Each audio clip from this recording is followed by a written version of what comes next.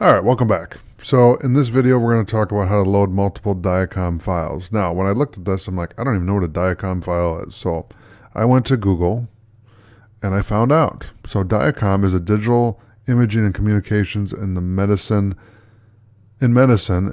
is the standard for the communication and management of medical imaging information and related data. So the extension is DICOM. All right. So let me close this out.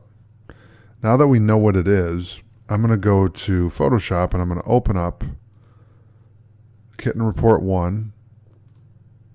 And we're also going to open up this little guy here, these two here.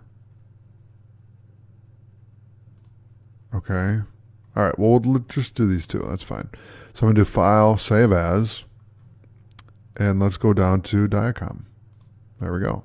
So let's save that to the desktop.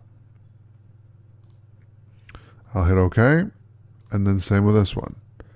So I'm going to hit Save As, and we'll go to DICOM. Hit OK, and then I'm going to close both of these out. And then we're going to go to File, and we're going to go to Scripts, and we're going to load multiple DICOM files. So if I go to the desktop, I'm going to select the folder, and it's going to grab the DICOM files. So that's how you load multiple DICOM files in Photoshop, is you would make sure you actually have DICOM files, and once you do, then all you have to do is go through the scripts.